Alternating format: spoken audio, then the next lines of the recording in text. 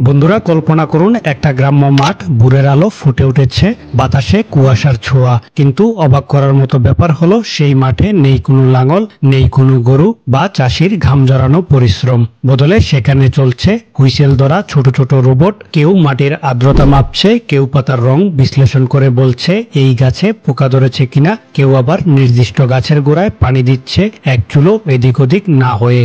মাঠের এক পাশে বসে আছেন একজন কৃষক, কিন্তু হাতে লাঙল নয়, হাতে একটা ট্যাবলেট বা ল্যাপটপ। কেবল ক্লিক করে তিনি পুরো জমির নিয়ন্ত্রণ নিচ্ছেন। শুনতে সায়েন্স ফিকশন সিনেমার মতো লাগলেও এই দৃশ্য এখন বাস্তব। হ্যাঁ বন্ধুরা, এটা ভবিষ্যতের নয়, এটাই হচ্ছে আজকের আধুনিক কৃষির বাস্তব চিত্র।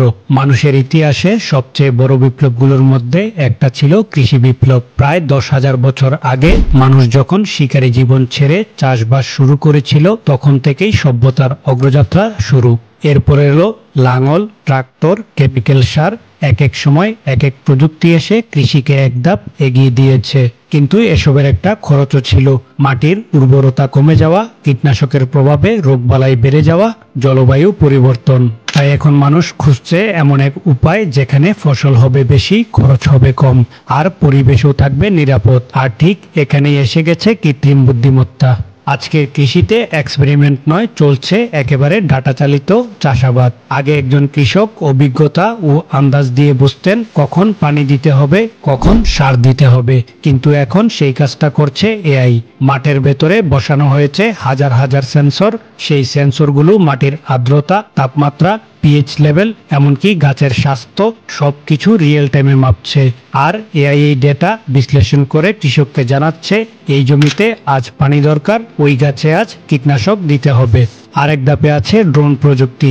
এখন অনেক দেশেই ড্রোন ব্যবহার করে ফসলের উপর নজরদারি করা হয়। আপনি একসাথে 50 একর জমি একেবারে দেখে নিতে পারেন ড্রোন দিয়ে। পাতা হলুদ হয়ে গেলে, কোথাও ছত্রাক ধরলে ড্রোনের ক্যামেরাই আগে দেখে ফেলে এবং সাথে সাথেই রিপোর্ট পাঠিয়ে দেয় কৃষকের মোবাইলে। এবার বলি রোবটদের কথা। এখন মাঠে কাজ করছে এমন রোবট যেগুলো শুধু গাছের পাশে গিয়ে চেনে নিচ্ছে কোনটা আগাছা আর কোনটা গাছ।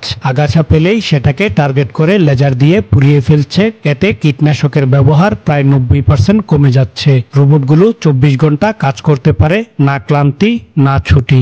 এছাড়াও আছে মেশিন লার্নিং ও ক্রপ প্রেডিকশন সিস্টেম।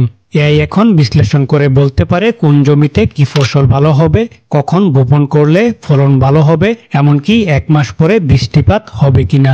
এতে কৃষক ঝুঁকি এড়িয়ে আরো ভালো পরিকল্পনা করতে পারেন। এই পুরো ব্যবস্থাকেই বলা হয় প্রিসিশন এগ্রিকালচার, মানে নির্ভুল কৃষি, যেখানে এক ফোঁটা পানি, এক চিমটি সারও অপচয় হয় না। শুধুমাত্র যেখানে দরকার সেখানে প্রয়োগ করা হয়। এতে খরচ কমে, পরিবেশ বাঁচে আর ফলনও বাড়ে। বন্ধুরা, এখন আমরা যাচ্ছি আরেক ধাপ গভীরে, ভার্টিক্যাল ফার্মিং। শহরের মাঝেই এখন তৈরি হচ্ছে এমন বিল্ডিং যেখানে প্রতিটা ফ্লোরে চাষ হচ্ছে। নেই মাটি, নেই আবহাওয়ার ঝুঁকি, সবকিছু কৃত্রিমভাবে নিয়ন্ত্রিত। পানি আসে হাইড্রোপনিক পদ্ধতিতে, আলো আসে এলইডি লাইট থেকে, এবং পুরো ব্যবস্থাটি এআই এর মাধ্যমে পরিচালিত। এতে জায়গার অপচয় নেই, ফলন অনেক বেশি এবং উৎপাদন চলে পুরো বছর জুড়ে। বৃষ্টি, খরা, শীত, গরম কিছুতেই আটকায় না। এখন ভাবছেন এসব তো শুধু ধনী দেশেই সম্ভব, কিন্তু না। উদাহরণ হিসেবে বলা যায় ভারত, চীন, এমনকি আমাদের মতো উন্নয়নশীল দেশেও এখন ব্যবহার হচ্ছে এআই চালিত স্মার্ট কৃষি প্রযুক্তি। স্মার্টফোনের মাধ্যমে একজন কৃষক এখন জানতে পারছেন তার জমির কোন অংশে কি সমস্যা হচ্ছে। এমনকি ছোট ড্রোনও এখন সস্তায় পাওয়া যাচ্ছে।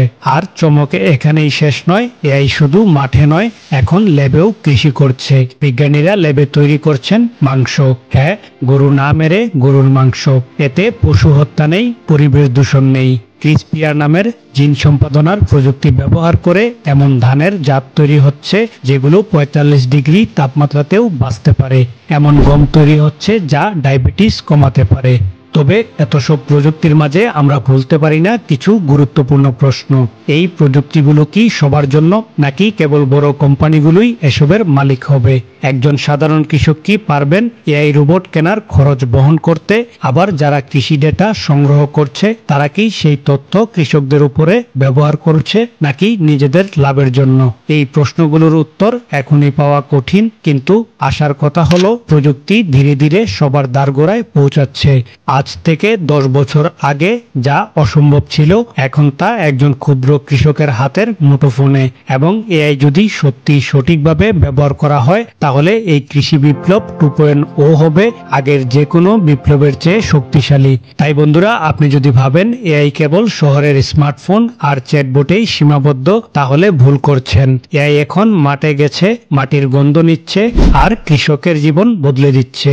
এটা কেবল প্রযুক্তির নয়, এটা একটা নীরব বিপ্লব যেটা আমাদের খাবার, পরিবেশ আর ভবিষ্যৎ সবকিছুই বদলে দিচ্ছে।